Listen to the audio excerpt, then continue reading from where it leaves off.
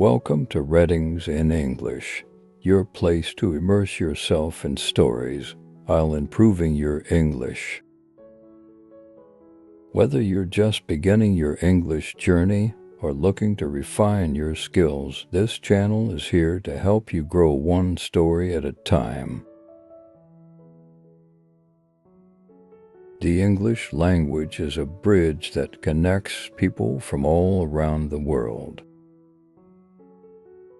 It's not just about grammar and vocabulary. It's about understanding culture, building relationships, and opening doors to endless opportunities. Learning English through stories is one of the most powerful ways to improve your comprehension and vocabulary. Stories are more than words. They carry emotions, experiences, and lessons that stay with us. Today, we'll share an inspiring and emotional story titled The Classroom of Second Chances. It's about Miriam, a hard-working mother who joins a night English class in pursuit of a better future for her children. Through her journey, we'll witness the challenges and triumphs of learning a new language, the power of community, and the resilience of the human spirit. Sit back, relax, and let this touching story motivate you to keep learning English and chasing your dreams. Let's begin. Miriam pressed a crumpled rejection letter against the table as the weight of disappointment bore down on her. Another missed opportunity.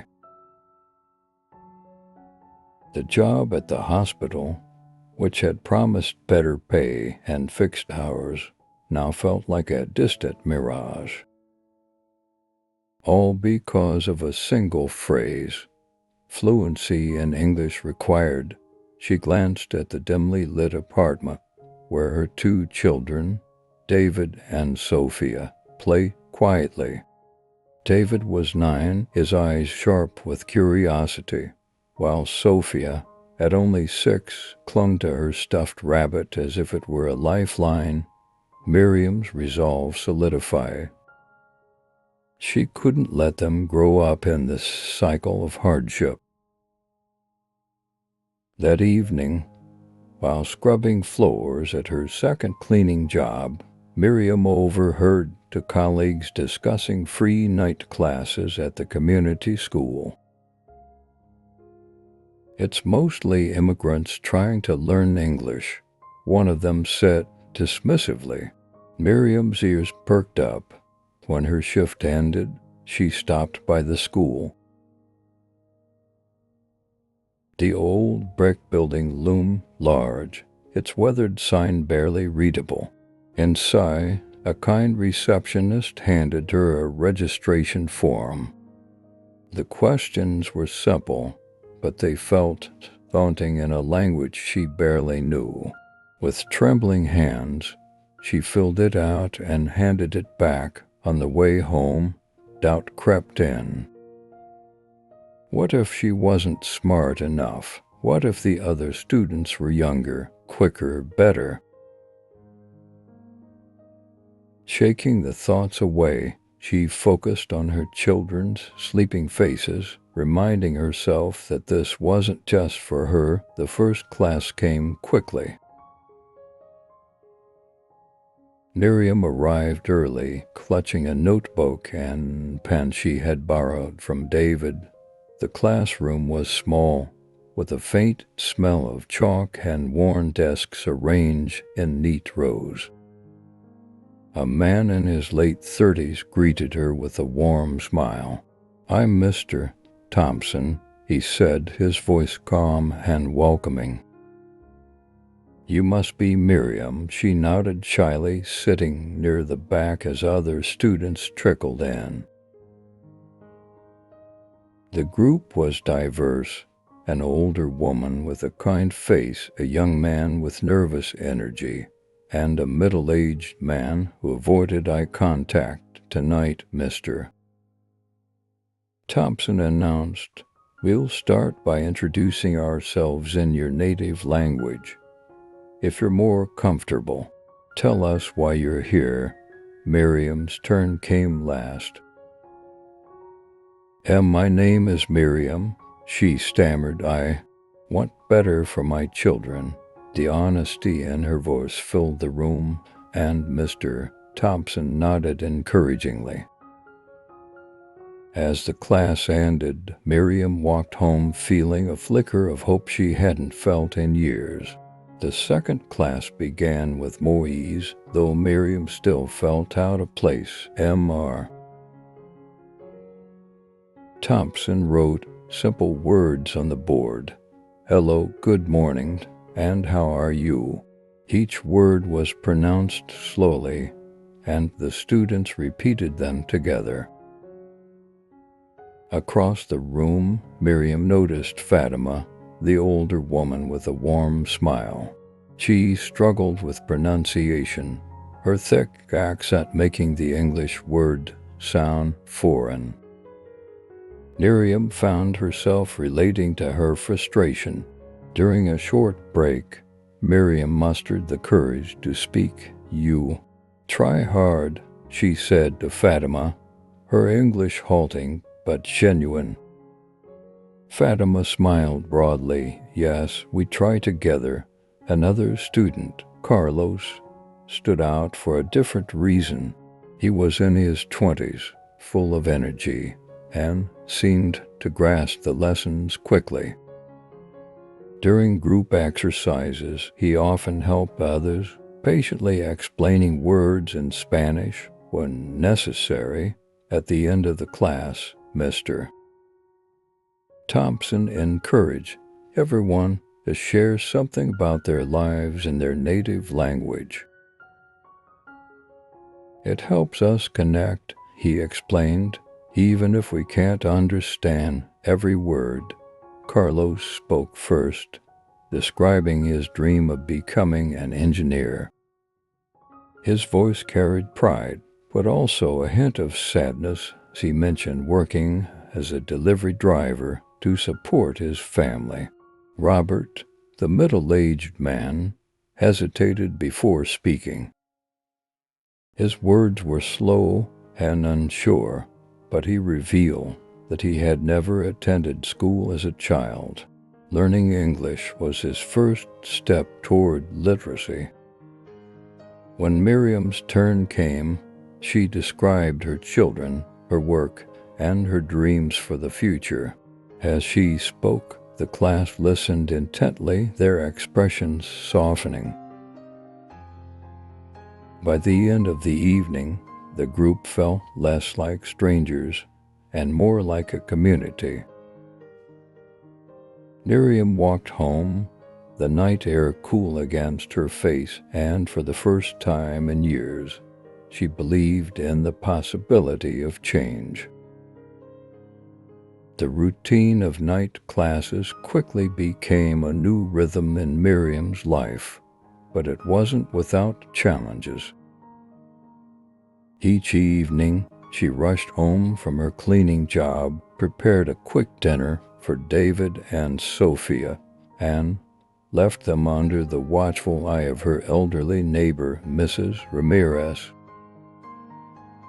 The guilt of being away from her children gnawed at her, but she reminded herself that this sacrifice was for them. In class, progress came in small victories. Miriam learned how to introduce herself with confidence. "My name is Miriam. I am from El Salvador. I have 2 children." These sentences, simple as they were, felt monumental. Each new word she learned felt like a step closer to a future she could only glimpse. Robert, however, seemed to struggle more than the others. During one lesson on writing basic phrases, Miriam noticed him gripping his pencil awkwardly, his eyes darting to his blank page. Carlos, ever observant, leaned over and offered to help. "It's okay," Carlos said gently, pointing to the example on the board. "Write it slowly, no rush." Robert hesitated, but eventually wrote, "I am Robert. I want to learn." The class applauded his effort, and Miriam felt a swell of admiration for both Robert's bravery and Carlos's kindness. Fatima, too, wrestled with her own challenges. One evening, she confided in Miriam during a break, "My grandchildren speak only English," she said, her voice breaking. "They forget our language. I want to talk to them." Miriam nodded, understanding the pain of feeling disconnected. "We learn together," she replied, offering a small smile. But outside the classroom, life didn't slow down. Miriam's boss at her morning cleaning job began demanding extra hours, knowing she needed the income. Exhaustion seeped into her days, and there were nights when she considered skipping class. Yet each time, she forced herself to go, knowing that giving up now would mean letting down not just herself, but also her children. One evening, Sophia tugged at her sleeve as Miriam prepared to leave for class. "Why do you go?" the little girl asked. "To learn," Miriam said, kneeling to Sophia's level. "So I can help us have a better life." Sophia nodded solemnly, placing her stuffed rabbit into Miriam's hands. "Take Mr. Bunny. He will help you learn." Clutching the rabbit as she left, Miriam felt tears prick her eyes. The weight of her children's trust, strength, and her resolve. The small classroom began to feel like a second home. With each passing week, the students grew closer, their shared struggles knitting them into a tight-knit community. Mr. Thompson encouraged this bond by introducing group activities, pairing students who could support one another. Miriam often worked with Fatima, whose gentle persistence inspired her. Fatima, in turn, looked to Miriam for reassurance. "You are brave," she told Miriam one evening. "I see in your eyes." Meanwhile, Carlos emerged as the glue of the class. His enthusiasm was infectious, and his ability to connect with everyone regardless of their language or background made him a natural leader. He organized weekend study sessions at the local library where they practiced speaking English and helped each other with homework. At one such session, Miriam read aloud from a simple children's book, her voice shaking but determined. Each page she turned felt like climbing a mountain, yet the smiles and encouragement from her classmates kept her going. Afterward, Robert approached her, his usually reserved demeanor softening. "You inspire," he said haltingly. "You don't give up." Miriam was touched. "We all try together," she replied, realizing how much this community meant to her. However, the challenges outside class didn't relent. Miriam's bills piled up, and she began skipping meals to ensure her children had enough to eat. One evening, after a particularly grueling day, she almost didn't go to class. The thought of quitting lingered as she stared at her reflection in the mirror, exhaustion etched into her face. But Sophia's words echoed in her mind. "Take Mr. Bunny. He will help you learn." With a deep breath, Miriam grabbed her notebook left for class determined not to let her hardships define her. In class that night, Mr. Thompson announced a new challenge. At the end of this term, we'll have a small showcase, he said. Each of you will present something you've learned. It can be a short speech, a story, or even a song. The room filled with nervous murmurs. Miriam's heart raced at the thought of speaking in front of others. Yet, as she looked around at the supportive faces of her classmates, she felt a flicker of courage. Perhaps, with their help, she could face this challenge too. Miriam's routine began to unravel as her responsibilities piled higher than ever. Sophia fell ill with a fever that lingered for days, forcing Miriam to stay home from work and miss the classes. The absence weighed heavily on her. She worried about falling behind in class and whether her sacrifices were worth it. Carlos and Fatima noticed her absence immediately.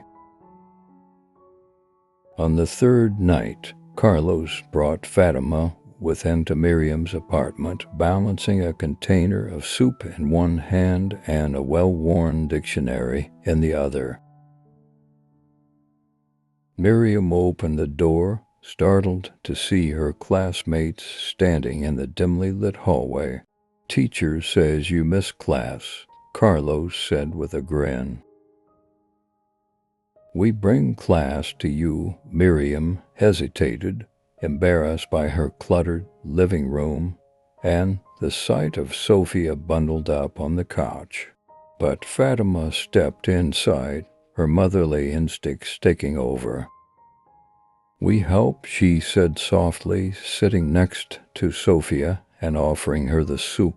Carlos spread out his notebook on the table and began reviewing the week's lessons with Miriam.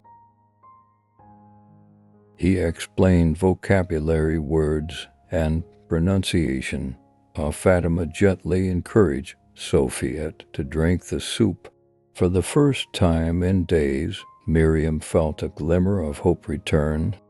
When they left that evening, Carlos turned back and said, "We are a team, Miriam. Don't forget." Miriam returned to class the next day, still exhausted but resolute. Mr. Thompson greeted her with a nod of approval, and the other students offered warm smiles. It felt like coming home after a long journey. However, the announcement of the upcoming showcase loomed large over her. Each mention of it sent her heart racing. She could barely read aloud in class. How could she stand in front of an audience and speak? As the date approached, Mr. Thompson encouraged each student to share their plans for the showcase. Carlos confidently declared he would deliver a speech about his dream of becoming an engineer. Fatima said she wanted to share a story about her grandchildren. Robert, to everyone's surprise, announced he would write a short poem. When it was Miriam's turn, her voice faltered. "I don't know," she admitted. The room fell silent, but Mr. Thompson smiled kindly. "You have time," he said, "and you have us." That night, Miriam sat at her kitchen table long after her children had gone to bed, staring at a blank sheet of paper. The fear of failure weighed heavily on her, but Carlos's words echoed in her mind. "We are a team." The showcase became a point of focus for the entire class. Mr. Thompson began devoting parts of each lesson to preparation, helping the students refine their speeches, stories, and presentations. The classroom buzzed with nervous energy as the date drew closer. Miriam, still unsure of what to present, found herself drawn to Mr. Thompson's quiet encouragement. One evening after class, she stayed behind to seek his advice. "Mr. Thompson," she began hesitantly, you speak good English." How the teacher paused, a reflective look crossing his face. "I wasn't always this confident," he said, sitting on the edge of his desk. "I came to this country when I was 16, not much older than Carlos. My family didn't speak a word of English, and I had to learn quickly. It wasn't easy." Miriam listened intently as Mr. Thompson shared his story of working long hours in a restaurant while attending night classes much like hers. His determination to improve, fueled by a desire to help his family, mirrored her own struggles.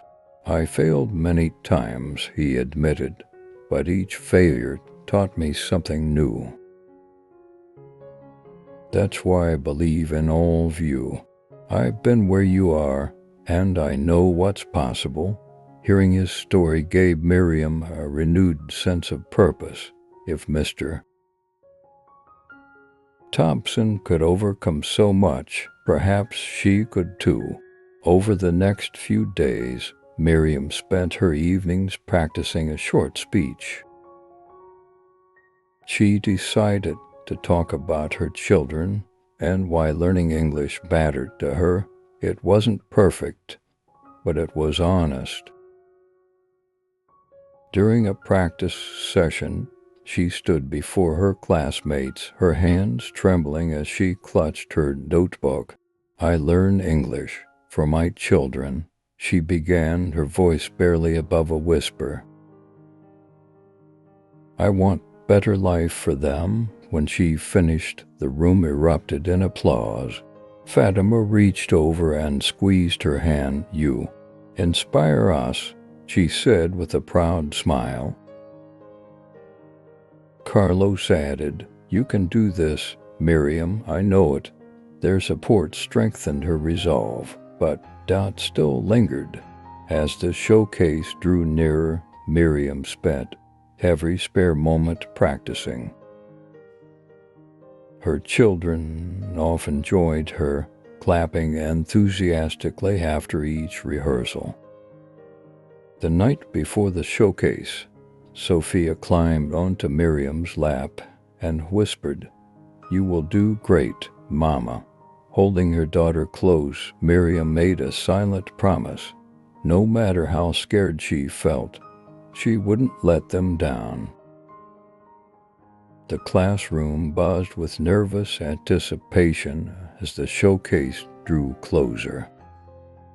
Each student carried a mixture of excitement and dread, their dreams and fears colliding in the final days of preparation. Mr. Thompson spent every lesson guiding them through their presentations, offering constructive feedback and words of encouragement. Miriam's speech had evolved significantly since her first attempt. Initially, her sentences were stilted and disjointed, but with the help of her classmates, she had refined her message. Her speech now painted a vivid picture of her journey, from her struggles in El Salvador to her hopes for her children's future in America. Despite the progress, Miriam's nerves grew each time she practiced in front of the class. During one rehearsal, her voice cracked and she stumbled over her words. Embarrassment washed over her as she lowered her head, unable to continue. "It's okay, Miriam," Carlos said, stepping forward. "It's practice. Mistakes mean you're learning." Fatima nodded in agreement. "You are strong. We see it." Their support gave Miriam the courage to try again, and this time her delivery was smoother. She still felt far from ready, but she clung to the encouragement of her classmates like a lifeline. Outside of class, Miriam's home became her rehearsal space. David and Sophia took on the roles of audience and coach, clapping after every practice. "Mama, you're so good," Sophia said one evening, beaming up at her. "You think so?" Miriam asked, her voice tinged with doubt. David, always the pragmatist, chimed in, "You just need to speak louder. People need to hear how great your words are."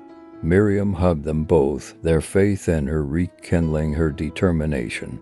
The night before the showcase, Miriam's doubts resurfaced. Sitting alone at the kitchen table, she read over her notes for the 100th time. She wondered if she could truly stand in front of an audience and speak. The fear of failure loomed large, but so did the image of her children cheering her on. "You can do this," she whispered to herself, clutching her notebook tightly. The classroom had been transformed for the event.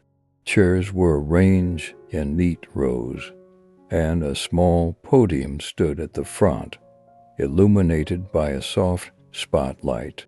Family members and friends of the students filled the room, their chatter creating a hum of anticipation. Miriam's children sat in the front row, their faces glowing with pride. David gave her a thumbs up, while Sophia waved her stuffed rabbit in silent encouragement. Seeing them come, Miriam's nerves slightly, but her hand still shook as she held her notes. Mr. Thompson began the evening with a warm welcome, his voice steady and reassuring. "Tonight is about celebrating the courage and determination of my students. Each of them has worked tirelessly to reach this moment, and I couldn't be prouder." One by one, the students took their turns at the podium. Carlos spoke passionately about his dream of becoming an engineer, his confidence lighting up the room. Fatima shared a heartfelt story about her grandchildren, her voice trembling with emotion but carrying strength. When Robert stood up, the room fell silent. He unfolded a piece of paper and read a short poem he had written. His words, though simple, conveyed deep gratitude for the opportunity to learn. The audience erupted in applause, moved by his sincerity. Finally, it was Miriam's turn. As she approached the podium, her heart pounded in her chest. She took a deep breath, clutching the edges of the podium to steady herself. "My name is Miriam," she began, her voice quivering. "I am from El Salvador. I am here because I want better life for my children." She paused, glancing at David and Sophia, who smiled back at her with unwavering support. "I clean floors and homes, I work hard. But I know learning English will help me give my children a future." Her voice grew steadier as she spoke, the words flowing with a mix of vulnerability and strength. She shared her journey, her fears, and her determination. By the time she finished, the room was silent, the audience captivated by her honesty. The silence broke with a wave of applause that seemed to shake the walls. Miriam blinked back tears as she stepped down from the podium, her classmates and children rushing to embrace her. "You were amazing, Mama," Sophia exclaimed, squeezing her tightly. Mr. Thompson approached with a proud smile. "That was one of the most powerful speeches I've ever heard." "You've come so far, Miriam." The showcase ended with a sense of triumph and unity. The students, once strangers, now felt like family, bound together by their shared struggles and victories. For Miriam, the night was a turning point. She had faced her fears and emerged stronger, more confident, and ready for whatever came next. The showcase marked a shift for Miriam. For the first time in years, she felt a sense of pride and purpose beyond her daily struggles. The applause from the audience and the words of encouragement from her classmates resonated in her mind as she returned to her routine at work. Things began to change. Miriam's supervisor noticed her growing confidence and willingness to communicate in English, even if her sentences were not yet perfect. One day, he approached her with a rare opportunity of promotion to a team leader role that involved overseeing new hires. "Miriam, I've seen you work hard, and your English is improving," he said. "This job needs someone reliable, and I think you're ready." The offer stunned her. It was a chance to earn more money and prove herself, but it also meant stepping into a role that required constant communication in English. After a moment of hesitation, she accepted, determined to rise to the challenge. Back in class, Miriam shared the news with her classmates, who erupted in cheers. Carlos, as always, was quick to offer words of encouragement. "This is just the beginning for you, Miriam. You've shown everyone what's possible." Fatima added with a knowing smile, "You will lead with your heart. That is why you will succeed." Inspired by the community that had lifted her, Miriam began mentoring a new student in the class. Her mentee, a young mother named Clara, reminded her of herself when she first started. Miriam helped Clara with basic phrases and pronunciation, offering patience and understanding that came from her own experiences. "Don't be afraid of mistakes," Miriam told her. "Every word you learn is a step forward." Her mentorship became another source of motivation. As she watched Clara grow more confident, Miriam realized how far she had come and how much she wanted to continue learning, not just for her children, but for herself. At the end of the term, Mr. Thompson approached Miriam with an unexpected suggestion. "Miriam, you have a gift for helping others. Have you ever thought about becoming a teaching assistant?" The idea startled her, but it also sparked something inside. Could she one day stand at the front of the classroom like Mr. Thompson? She didn't have all the answers yet, but for the first time, she allowed herself to dream. The final class of the term felt bittersweet.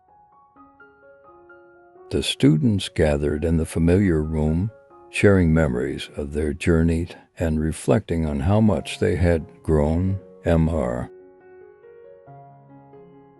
Thompson, with his usual warmth, celebrated each student's achievements. "You've all shown incredible courage," he said. "This isn't the end, it's just the beginning." The words resonated deeply with Miriam. As the class prepared for a small celebration, she looked around at the faces that had become so familiar.